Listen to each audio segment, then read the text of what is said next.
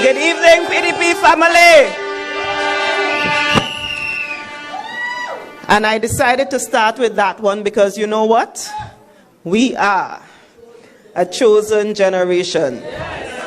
We are a chosen generation. All that I require of life, God has given me because I know who I am.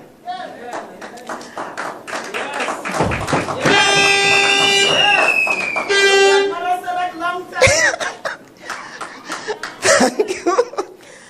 Now, the thing that Assemblyman Farley does not say is that when we started the conversation, even before 2017, about doing the health, I categorically said, no, I don't want to, because I had just come out of working in the division, and I knew how absolutely amazingly it was, and it would have been absolutely crazy of me to just jump back into that. But since then, I have accepted the fact that we are a chosen generation, and whatever is needed, the Most High has given it to me. I am Dr. Faith B. Israel, formerly Faith Brebner, and I was born and raised in the beautiful Bella village of Belgarden.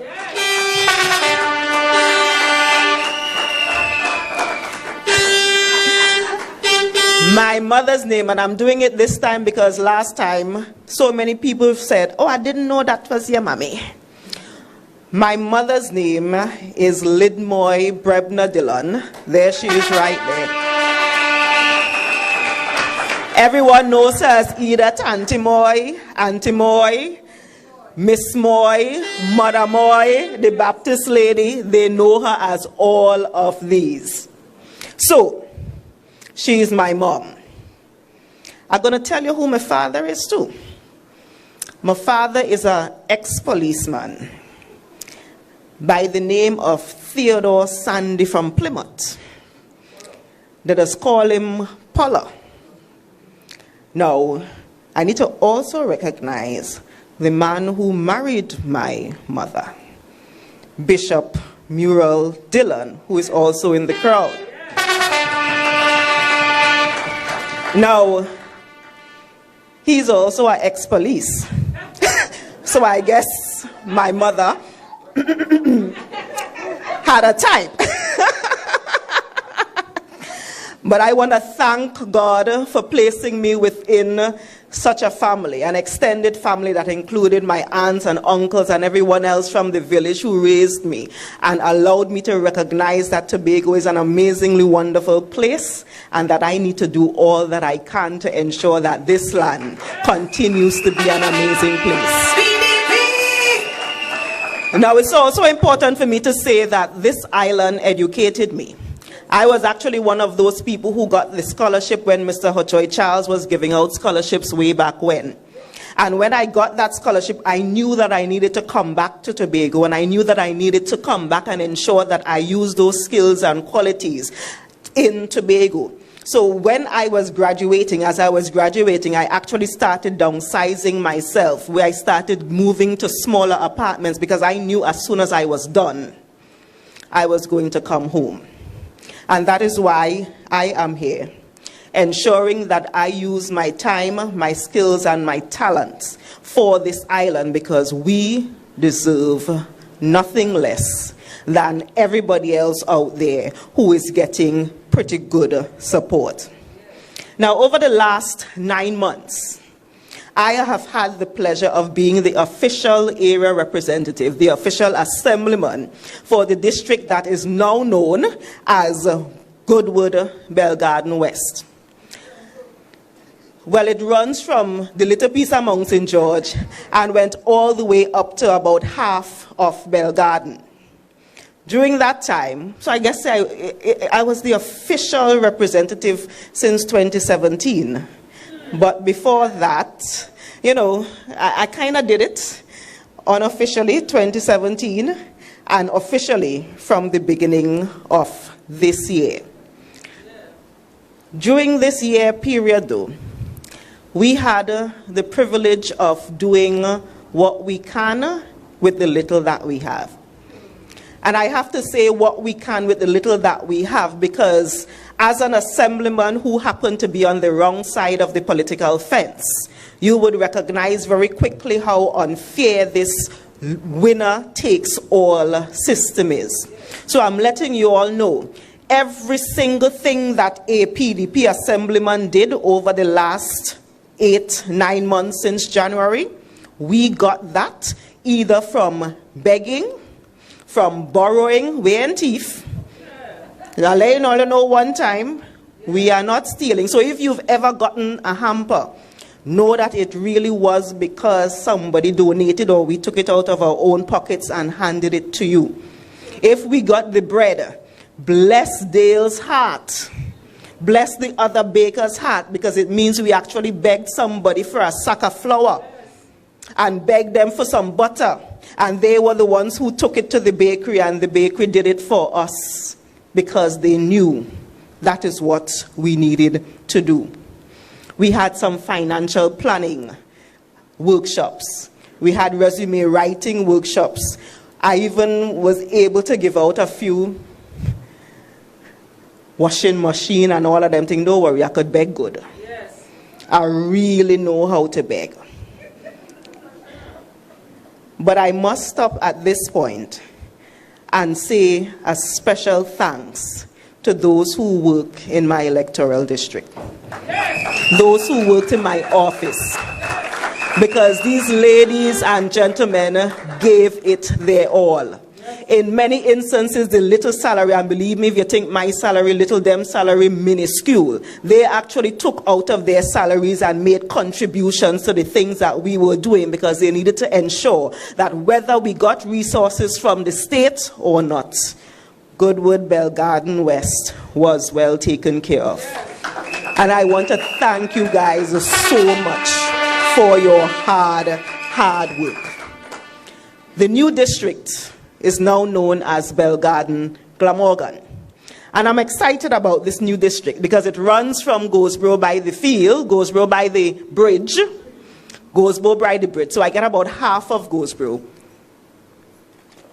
And it goes all the way to Kendall Farm School, which means after next week, Monday, if Bell Garden Glamorgan gives me the nod, when Bell Garden Glamorgan gives me the nod, I would be able to actually represent my whole village of Bell Garden. And it would be an honor to do that.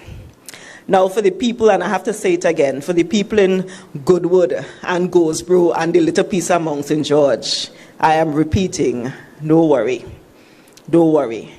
Megan is an amazing person.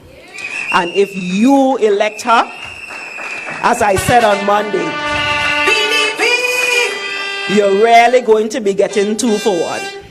You really are going to get represented by whoever you meet first, whoever you contact first, whoever you talk to first. That is who will represent you, and we will ensure that everything that you need is well taken care of. Now allow me to talk a little bit about some of the plans that we have for the district. Here, I'll get into the health stuff a little later. Some of the plans for the district. I would like to actually start all the way up to the further eastern part, which is Kendall. Now, Kendall has what we know as Kendall Farm School. And those who are a little older would remind us that Kendall Farm School used to be the place that was the institution that brought out people who were doing real farming, who were doing real production. So we would actually love to return Kendall Farm School to that former glory. And we are going to ensure that it actually becomes part of what we are talking about known as the University of Tobago. See, when the PDP puts these things together, we don't just think about it in silos. We don't just jump up one day and say we're doing this or we're doing that or we're doing that just because it's 2 weeks before an election. We plan these things strategically. So that part of Kendall Farm School would be part of the University of Tobago, which has the Faculty of Food Production. And at that place, that would just be one of them. We are spreading this throughout the island because we need the entire island almost to be a university city. Because I lived in a place called Pittsburgh, and I know what having universities does to communities as it relates to developing them. Because once the children come, once the students come, the parents come, once they come, they have to find place to sleep, they have to find things to eat, they have to recreate, they have to do all of those things. Their family come and visit them, which means that we will be elevating the population size of the entire island. So we're not just spreading, we're not just putting it in one place, but we want to spread it throughout the entire island. And at that facility, we would be able to do the kind of training so that you now know about, the aquaponics and the hydroponics and all of these new age things that's happening out there. But you would also have the ability to test your food, make sure that it meets national and international standards, so that when we get to the point where we are able to feed ourselves, we can then say, okay, we have enough for we now, let us start exporting, and we have the standard already set so that we can export.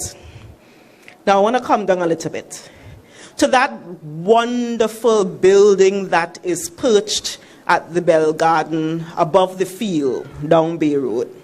Now, between the field and that Bell Garden Great House, that is where I think we could have a center for youth and sport development. I am committing right now, and I am biased, because the Bell Garden Police Youth Club is the best police youth club on the island. And that would be a home, because they have been clamoring for a home for a long time.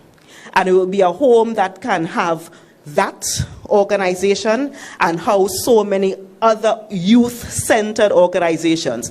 And particularly since the field is right there, we would ensure that that field and all of the other fields actually get the infrastructure that is necessary so that we can actually do work on those fields and recreate on those fields. But more important than that, I would actually like to partner with the Bell Garden Sports Club. Yeah. There is a Bell Garden Sports Club, but I would actually like to increase the amount of work that the sports club does and have it not just think of itself as a entity that manages, a couple football matches and that kind of stuff, but it transforms itself into a business model where we would work with the sports club to develop the field, to maintain the field, to manage the field, so that we will get to the point in Tobago where our sporting activities become profitable. Because we do it all the time. We watch TV all the time. We see the basketball games and the football games all the time where they are making so much money based on that kind of activity. And we want to ensure that our sporting activities are not just recreational, but they are actually economic drivers within the communities. That fishing facility down the bay. Oh, Heavenly Father. It is currently being used to store a few items for the fishermen.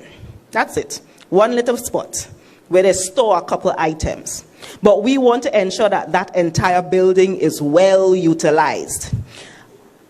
As I said, I just beg. And I asked a fisherman the other day. I called him, I said, oh gosh, you ain't no fish. Now, he knows that when I say here in Hano fish is really begging, and I really didn't ask if I have fish for sale. He said, I have a little bit of cavali in my fridge. I got to bring it for you. It is filleted. I said, wow, nice. When I got the filleted cavali, I thought, where this happen? He said, don't worry, them fellas right down the bay does be doing that. Them fellas right down the bay does be doing that. Imagine if we can do that at such a high scale where we could, when I asked for the filleted cavali, they could tell me we don't have enough because we have this shipment to export. That is where we need to get to. And of course, I cannot leave Bell Garden without talking about Tiantec East Side. Because yes, I know Pastor Baines does boast that he does play pan, or he used to play pan, But I actually played a little pan myself. And yes, even though I have not been playing pan, I have actually, yes, been making it my business to go to Panorama in Tobago and in Trinidad because I love pan that much. But we are going to ensure that that building gets a facelift. But more than that, we need to ensure that Metro Stars right down the road gets a home themselves.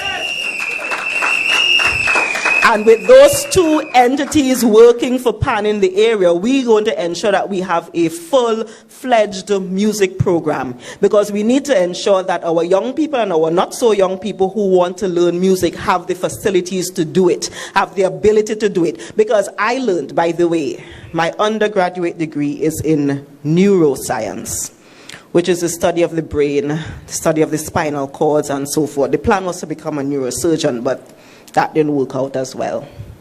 And I understand that when people play music, when they sing, when they do drama and that kind of thing, it actually causes them to be, quote unquote, brighter academically, because the learning of the music actually causes your brain cells to connect in a kind of way that allows you to learn maths and allows you to learn science. So that is why when you listen to some of the brightest people, quote unquote, the academics, you hear them always saying that they went to music class. They have to go to music class as well, because that is part of their academic training, because it really does actually help them academically. So we are going to ensure, we already have a couple people who volunteer, music teachers and so forth, who are just waiting for us to start. The farmers in Richmond, in fact, I want to, yes, Richmond have farmers. I want to pledge to them, and not just the ones in Richmond, but the ones all over the district, that we are actually going to work on providing the infrastructure that you need. Because we have a situation that somehow millions of dollars is spent every single year on agricultural access roads. And somehow when you point to where those roads are, some of them happen to lead to the properties of people who are not doing any agriculture. And there might even be a church being constructed now by one of them as well. But you have to ask, is there any agriculture happening? So under a PDP watch, know that when we say we are spending money on agricultural infrastructure, we will be spending money on agricultural infrastructure. And I will commit now to all of the farmers. And I am going to say to the contractors too, because I understand that in Tobago we've now grown this culture of contractors accepting the fact or expecting that they have to give kickbacks to the politician or the politician friend who helped them get a contract. Well, I am letting you all know right now, if you are one of my colleagues, and I'm speaking to my colleagues, the rest of you could close all your eyes, Megan. If you take God out of your thoughts and feel you go in and do something like that, and I hear about it, if you feel that I will not be the first one blasting you the same way I'm blasting all of the others, you have another thing coming. Because none of you all will be sullying my good name. None of you all will be sullying my good name. Joel, I'm seeing you there. None of you all will be sullying my good name. Because we have to hold each other accountable. We have to hold each other accountable. I want to say congratulations specifically to the Ghostboro Farmers Association. Well, but minor detail, because we know how they does work. They have actually gotten to the point where they cut ribbon when yesterday and day before yesterday, yes. They cut ribbon, they had nice big ceremony yesterday and day before yesterday. And that is only because Mr. Murray and the Farmers Association had been making noise every single Monday morning. So the good thing is that a big chunk of the infrastructure is already there. And we just need to figure out now how to actually get the water in the wells. but they're cutting ribbon. I want to say that the PDP's vision of our villages, particularly our eastern villages, is one of expansion. We have a situation now, unfortunately, where too many of our eastern family and friends are leaving the east and moving to the west because that is where housing is available. The PDP vision is one where we will expand our housing within the villages that are there. So, for example, in Glamorgan, we have that area known as Bushy Park, behind Sheep Pen Trace, that area back behind there that has a lot of land, that is estate, that we can expand the village of Glamorgan so that the family members who are living downstairs, their parents' house, kind of like Farley, living downstairs their parents' house, they would be able to access housing, they would be able to access lands close enough to their family so they don't have to pack up and move to go to the west. In fact, we are hoping to do it in a way to bring some who have left and to bring them home. Because our view of the island is one that has economic activity throughout the entire island. It is one where we develop the entire island equitably, so you don't have to run to one end or the other, but wherever you live is where you can make money and where you can recreate, where you can go to church, where you can do whatever you want to do, because the activity is happening right there. I firmly believe that in Pembroke, visitors and locals alike every year should be able to experience a Salaka feast and should be able to experience the dancing and so forth every year, throughout the year, and it should not just happen in July and August. So that wonderful place that we have down there called the Heritage Park that we just spent some money renovating again, make sure that we put it to full use. And again, it goes back to ensuring that we have the economic activity happening throughout the year. Those dancers, those drummers, all of those people, those dramatists, if you know that you are going to be employed all year round, it means you are going to be honing your craft. It means you are going to be getting better at it. It means you are not going to see this as a part-time job, but it is going to be your career.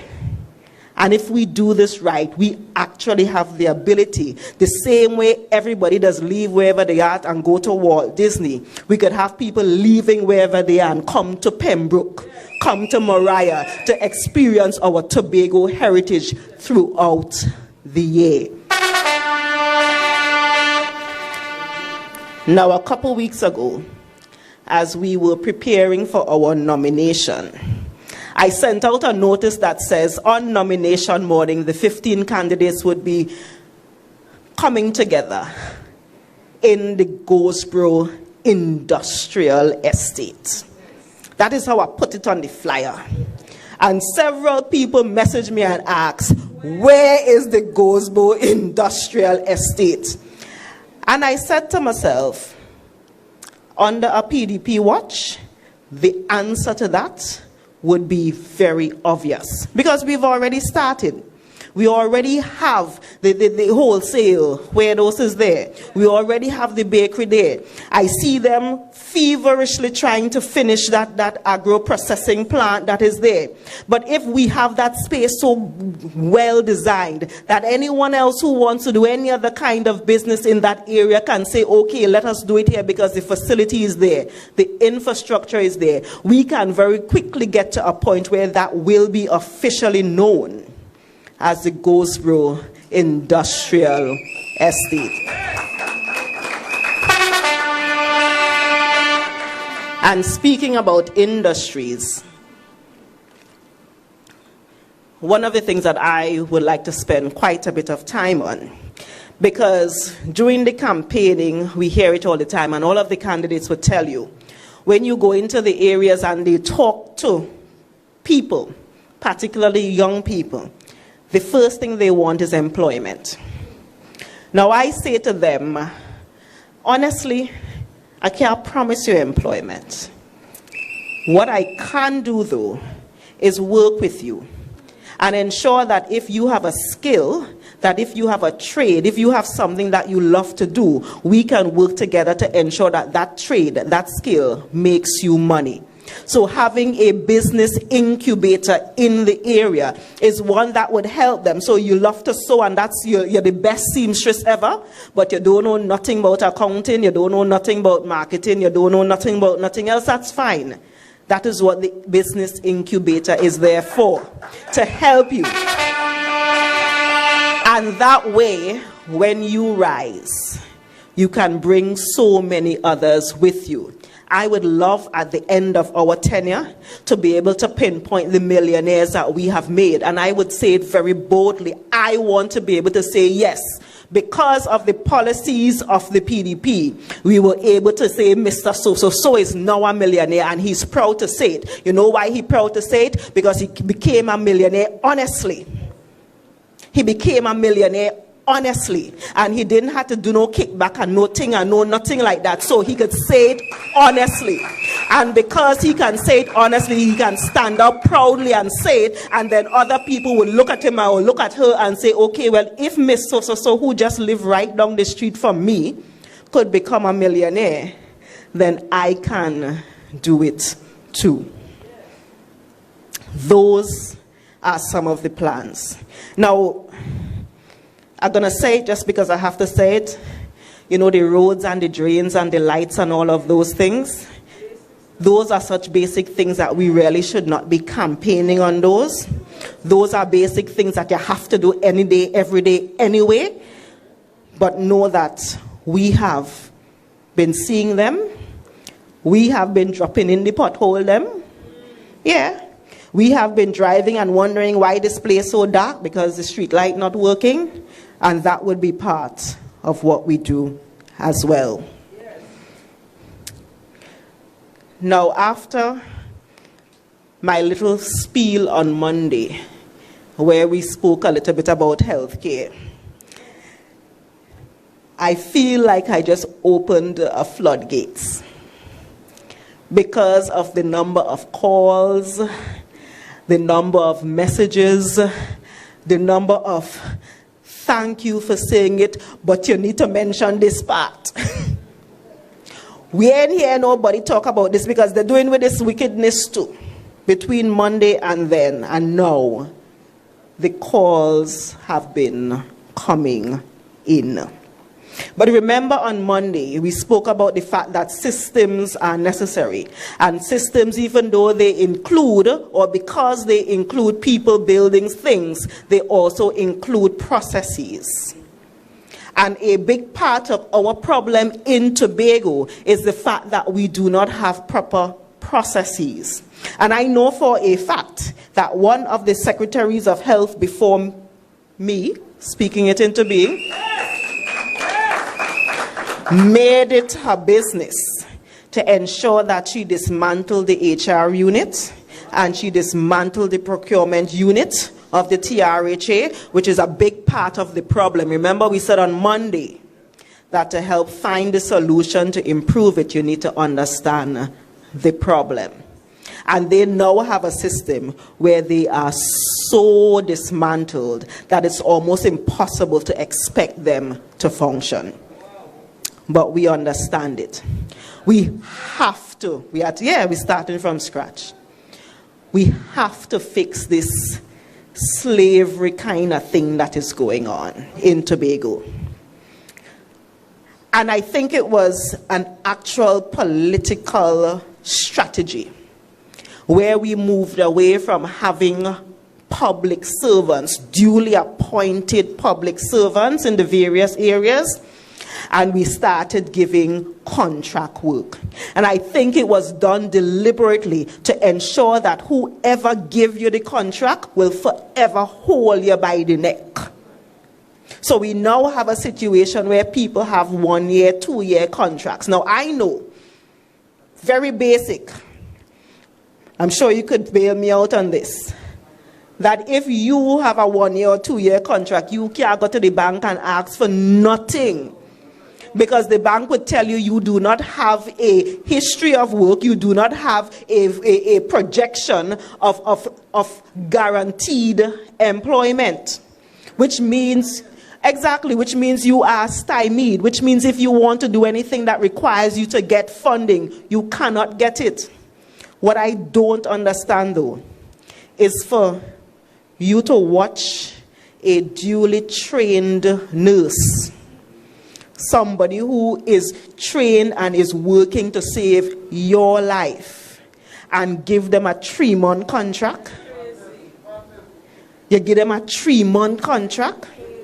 And the thing is, when you ask about that, when you asked her about that a couple months ago, she gave some guinea hen bring ram goat story about why she can't fix the 3-month contracts, and have the gall this week to talk about they are going to regularize it and they are going to fix it. Now, as Assemblyman Farley said, fix it now. You have 2 days. So if you really want to do it, you can do it. And by the way, I understand that you have a whole lot of contracts that you're refusing to sign on your desk right now. Don't worry. Tobagonians not stupid. They are not sleeping. You're right. We will fix it. Monday, December 6th, is but a couple days away. Monday, December 6th, is but a couple days away. And you Tobagonians, you have the capacity via this finger to once and for all fire those people who have been keeping you in slavery. So it's up to you. It's up to you, Tobago. As I told somebody the other day, we were at a point where the PDP shouldn't even have to spend 1 second campaigning, because you have been experiencing the kind of living hell that you have been experiencing over the last 21 years. So we shouldn't have to convince you to do anything. But Tobago, it is up to you. Monday 6 is right around the corner.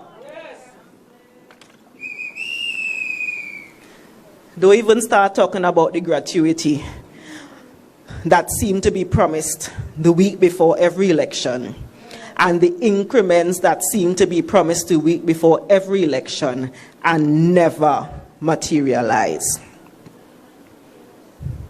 Now, one of the things that we have to work on, one of the things that I would commit to doing from next week, or maybe the week after, because we have to wait for the president to come back from Barbados and all of that good stuff.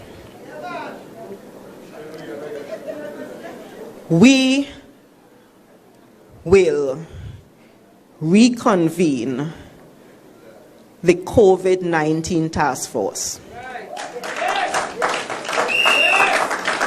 Now, when I heard that a certain person basically said that they didn't need the COVID-19 task force, I said to myself, well, I knew that something was wrong, but now I know for a fact, because we can't be in a situation here now where we're experiencing, I don't know if this is the 3rd, the 4th, the 5th, I stop count wave of COVID infections, and you do not find it necessary to speak to your top health officials at least once a week to figure out what is going on, and you are in charge of health. Is it that you don't care? Is it that you have given up?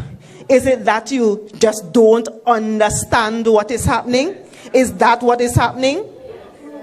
And I am going to let Farley know one time that we are going to need money. And if the Executive Council could find money to do all kind of thing, we will going to have to find money to fix this. Because Tobagonians, before you can experience anything else, you need to be alive and well. You know what is sad about this whole situation is that it is so absolutely critical. It is critical to the point that people have died. People have died. I am sick and tired of going to funerals. Sick and tired of going to funerals. Funerals of people whom we know. Funerals of people who I was talking to 2 days ago, and then you hear that they get sick and they're in the hospital, and a week later you have to go to the funeral. And on top of that, 2 weeks after that, I had to go to the funeral of a brother in the same family. And you are saying you don't need to talk to your health professionals. You don't need to figure out what is going on. And every Monday morning for the longest while you're saying that the ICU beds coming. Remember, it's about a year now we're getting more ICU beds. If you go back and look at all of the press conferences, it's every single Monday. Oh no, the press conferences used to be Thursday, Wednesday, Thursday. You hear them talking about next month we will get more ICU beds. Next month we will get more ICU beds. I need somebody to ask her how many people are sitting right now as we speak waiting for an ICU bed. The report that came out today says that there are 6 people in ICU, which I don't understand because we only have 5 beds. We only have 5 beds. And there are so many, much more than that, I understand, sitting, waiting for a bed. That is where we are. On Monday, I spoke about the Moriah Health Center. And a day later, we see a nice little press release saying, you can now go to the Moriah Health Center and you will get service. Now I want you, I pray to God that it is actually providing services. Because if any Tobagonian is sick and is in need of urgent care and go up to the Moriah Health Center and can't get service, the same way they will go to the Roxborough Hospital right now and cannot get service. Is a health center? Yes. It's not a hospital. I actually know somebody who made the mistake of heading to Roxborough at night. And when they got there, the security guard told them, head to town. Because it is not a hospital. But don't worry, I understand that a certain lady's sister was just hired. And she is upstairs all by herself, heaven knows doing what, just to say that we opened it. We are still waiting for tests. And a tired talk body test. A tired talk body test. I'm not even going to talk about the test anymore, but I want to do something. I want Tobagonians to think about this. Those on the other side continually say to us, they have been doing the fear-mongering thing. And one of the things they've been talking about is PDP people and have no experience. And we have no experience. But I am going to ask you to do something.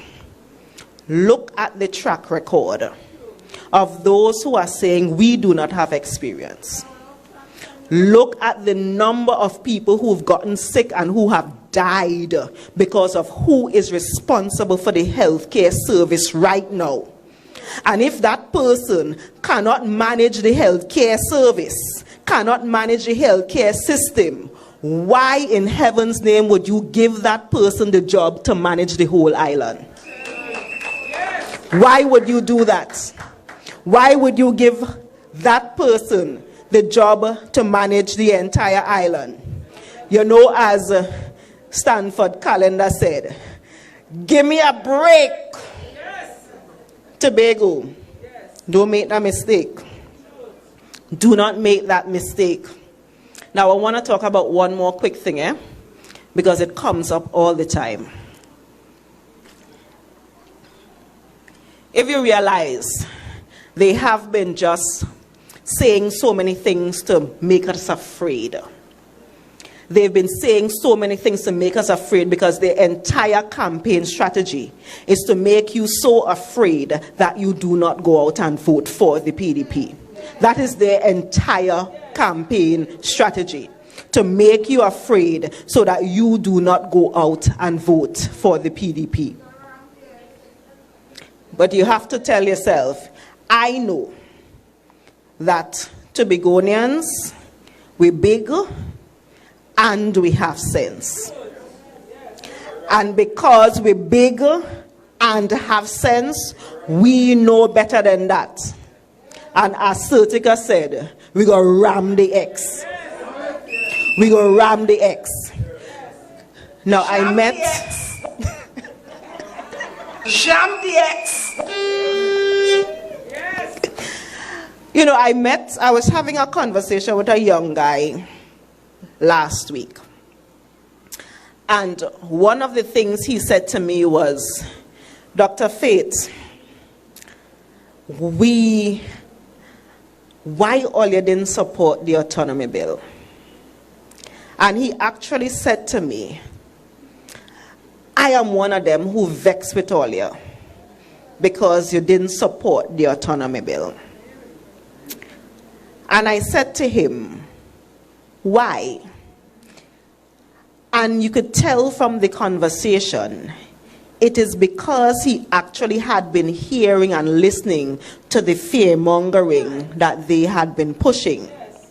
So I want to take maybe 5 minutes to explain a couple things about that to you all, because this is critical. Let me start back.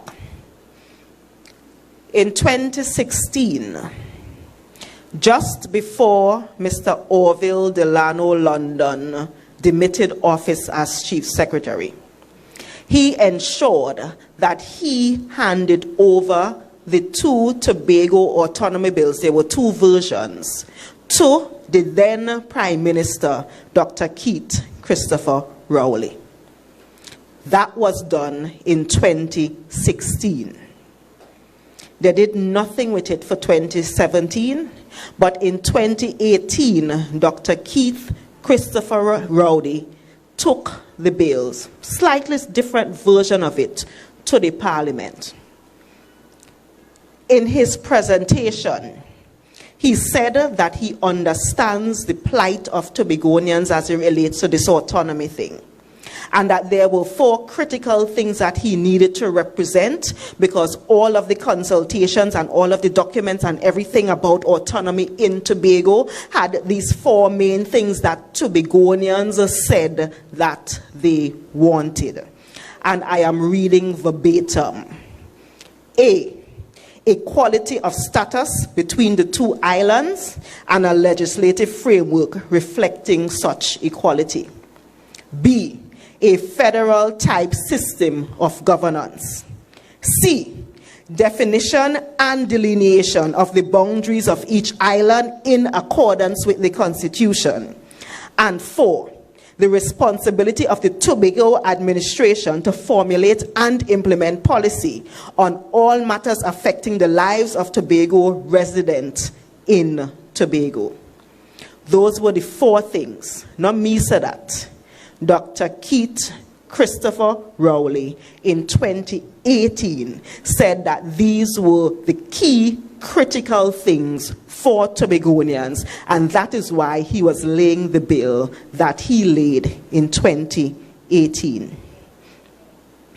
Remember, I tell you, Tobagonians big and have sense.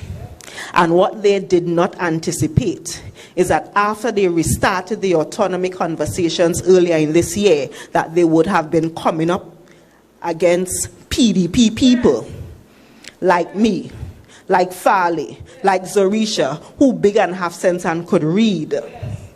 So what they did several sorts of consultations. We were there publicly, I dress up nice, and talk for 2 seconds. And then they went back into their council. And then they came and they told us, we want to have a meeting with you a Friday evening, 3 o'clock. We agreed. We wasn't sure what was going on, but we said, hey, you want to have a meeting, we come in. Thursday night, before the Friday meeting, we got a document. When we opened the document and we started reading the document, we realized it was actually the bills, but different versions of the bills. Now that was Thursday night for the Friday afternoon meeting.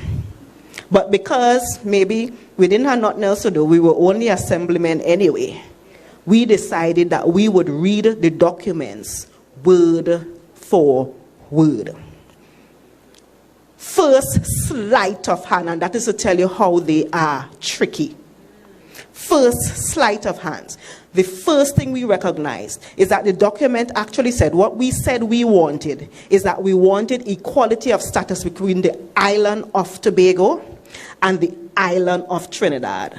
The document that they sent us Thursday night for the Friday afternoon meeting said that they were going to give equality of status between the people of the island of Trinidad and the people of the island of Tobago.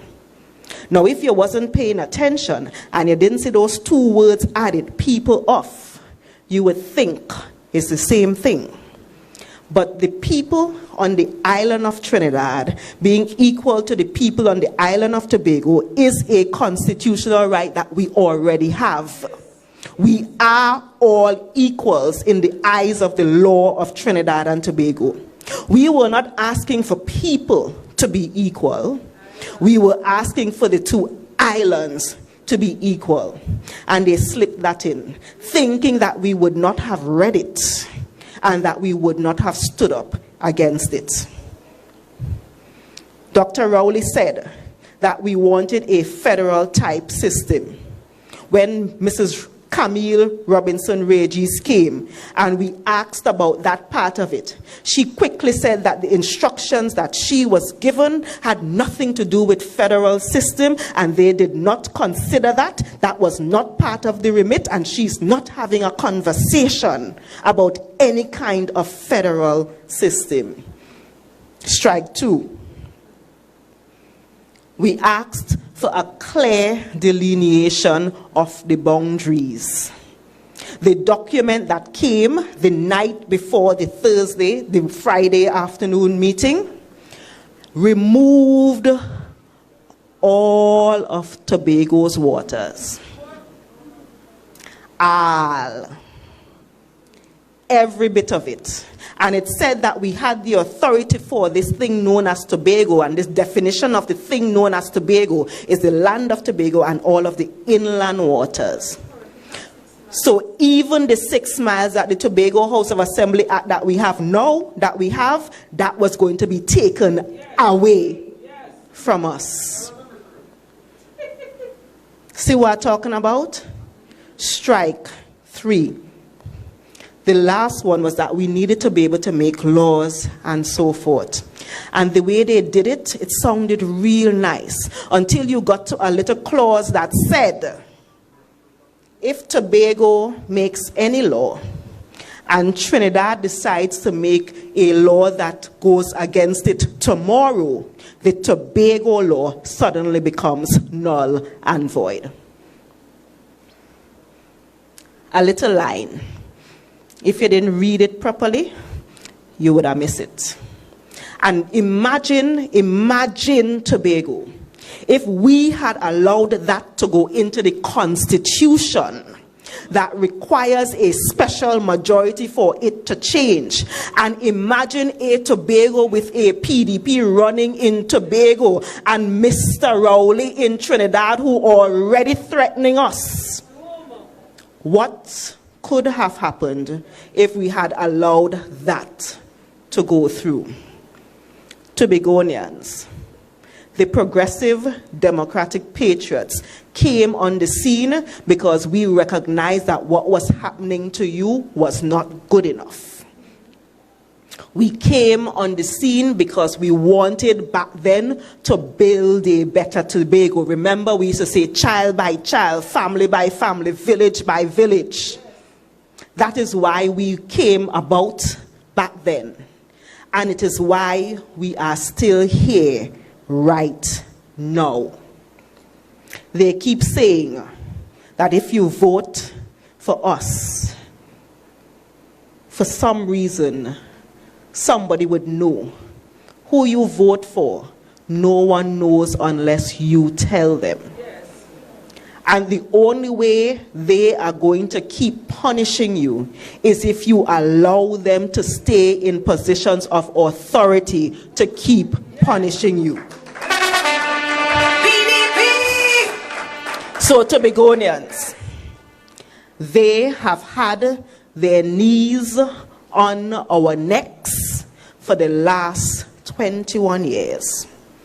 It is time that we shake them off. The lives of all Tobagonian matters. And a PDP-led administration will set you free.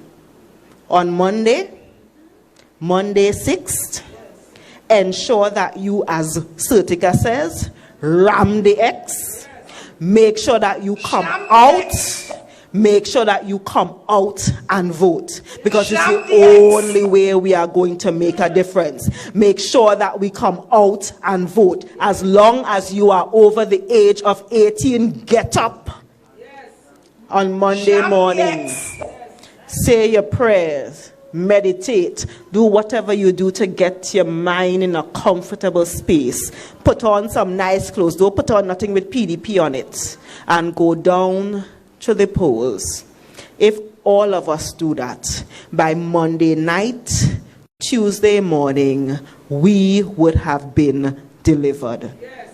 PDP family, Tobago, vote for the Bamboo Bullifay. Vote for the PDP. Vote for the Progressive Democratic Patriots. And finally, let me fix this. Thank you.